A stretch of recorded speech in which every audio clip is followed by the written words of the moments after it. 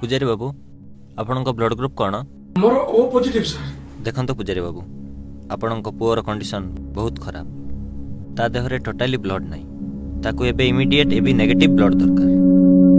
ଆଉ ଏ ବ୍ଲଡ୍ ମିଳିବା ବହୁତ କଷ୍ଟକର ପୂଜାରୀ ବାବୁ। ଆଉ ଆମ ବ୍ଲଡ୍ ବ୍ୟାଙ୍କରେ ବି ଆଭେଲେବୁଲ୍ ନାହିଁ। ଗୋଟେ ଘଣ୍ଟା ଭିତରେ ତାକୁ ବ୍ଲଡ୍ ଦେବାକୁ ପଡ଼ିବ, ନହେଲେ ସାର୍ କିଛି ବି କରି ମୋ ପୁଅଟାକୁ ଟିକେ ବଞ୍ଚେଇ ଦିଅନ୍ତୁ ସାର୍।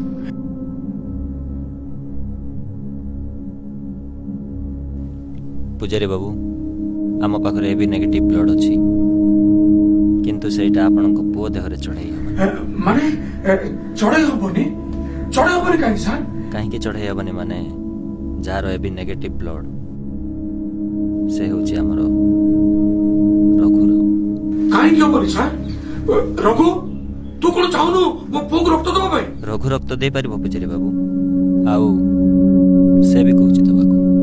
କିନ୍ତୁ ମୁଁ ଆପଣଙ୍କୁ ଗୋଟେ କଥା ପଚାରିବି, ଆପଣ ଖରାପ ଭାବିବେନି। ଆପଣ କ'ଣ ଗୋଟେ ଅଛୁଆଁ ଜାତିର ରକ୍ତ ଆପଣଙ୍କ ପୁଅ ଦେହରେ ଚଢ଼େଇ ପାରିବେ, ଯେଉଁ ଜାତିକୁ ଆପଣ ମନ୍ଦିରରେ ପ୍ରବେଶ କରାଉନାହାନ୍ତି?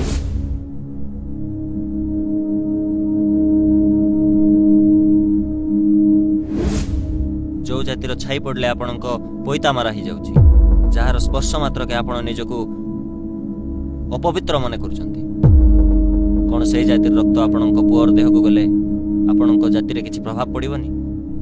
ଆପଣଙ୍କ ଜାତି ରହିବ ତ?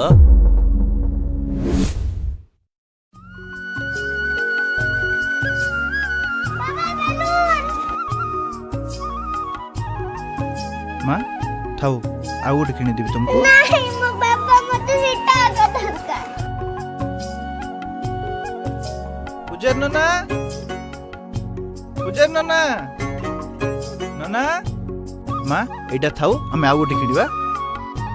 नहीं मो बाबा मते सेटा आगा दरकार। ହଉ ହଉ ହଉ, ରୁହ, କାନ୍ଦନ କାନ୍ଦନ। ପୂଜାରୀ ନନା, ପୂଜାରୀ ନନା,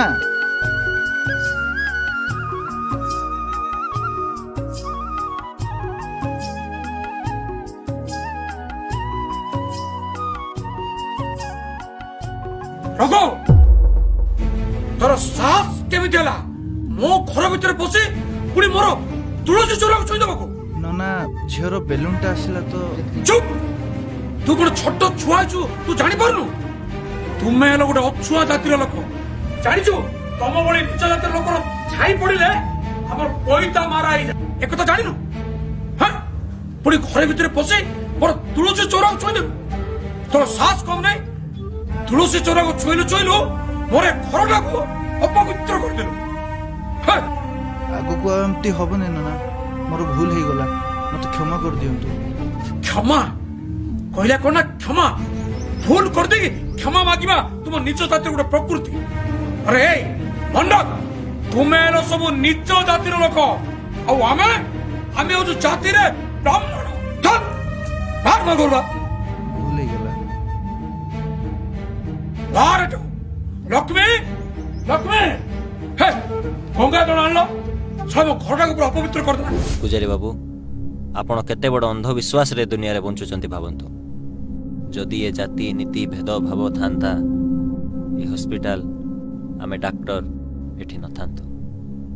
ଆମେ ଯଦି ଜାତି ନୀତି ଭେଦଭାବ ଦେଖି ଆମେ ଯଦି ଟ୍ରିଟମେଣ୍ଟ କରିଥାନ୍ତୁ, ତ ଏ ରୋଗୀମାନଙ୍କର କ'ଣ ହେଇଥାନ୍ତା ଭାବନ୍ତୁ। ପୂଜାରୀ ବାବୁ, ମୁଁ ଆପଣମାନଙ୍କ ଭଳିଆ ଏ ଜାତି ନୀତିକୁ ଘୃଣା କରୁଥିବା ଲୋକମାନଙ୍କୁ ଗୋଟେ ଜିନିଷ ପଚାରିବାକୁ ଚାହୁଁଛି। ଆପଣମାନେ ଯେବେ ହସ୍ପିଟାଲ ଯାଉଛନ୍ତି ଆଉ ଆପଣଙ୍କୁ ରକ୍ତ ଦରକାର ଥାଉଛି, ସେତେବେଳେ କ'ଣ ଆପଣ ବ୍ଲଡ୍ ବ୍ୟାଙ୍କରେ ଯାଇ ଏଇଟା ପଚାରୁଛନ୍ତି କି ଏ ରକ୍ତ କେଉଁ ଜାତିର ବୋଲି? ନା କେବେ ଏମିତି କହିଛନ୍ତି ମୋତେ କେବଳ ବ୍ରାହ୍ମଣ ଜାତିର ହିଁ ରକ୍ତ ଦରକାର ବୋଲି? ନାହିଁ ନା, କେବେ ବି ନାହିଁ। ଯଦି ନିଜ ଲୋକର ଜୀବନ ବଞ୍ଚାଇବା ସମୟରେ ଆପଣ ଭେଦଭାବ କରୁନାହାନ୍ତି, ତ ବାକି ସମୟରେ ସେସବୁ କାହିଁକି? ଏ ଜାତି ଧର୍ମ ନିୟମ କେଉଁ ଭଗବାନ ନୁହନ୍ତି, ଏ ମଣିଷମାନେ କରିଛନ୍ତି। ଏ ଦୁନିଆରେ କେବଳ ଗୋଟିଏ ଜାତି, ମଣିଷ ଜାତି। ଏ ଦୁନିଆର ଏମିତି କିଛି ଅନ୍ଧବିଶ୍ୱାସରୁ ଆମ ସମସ୍ତଙ୍କୁ ବାହାରିବାକୁ ପଡ଼ିବ ପୂଜାରୀ ବାବୁ। ଠିକ କହିଛନ୍ତି ଡାକ୍ତର ବାବୁ, ଆପଣ ଠିକ କହିଛନ୍ତି ଡାକ୍ତର ବାବୁ। ମୁଁ ବହୁତ ବଡ଼ ଅନ୍ଧବିଶ୍ୱାସ ଭିତରେ ଥିଲି। ହଁ ହଁ, ମୁଁ ବହୁତ ଅନ୍ଧବିଶ୍ୱାସ ଭିତରେ ଥିଲି। ହେଲେ ଆପଣ ଆପଣ ଆଜି ମୋର ଆଖି ଖୋଲି ଦେଇଛନ୍ତି ଡାକ୍ତର ବାବୁ। ଆଜି ଆପଣ ମୋର ଆଖି ଖୋଲି ଦେଇଛନ୍ତି।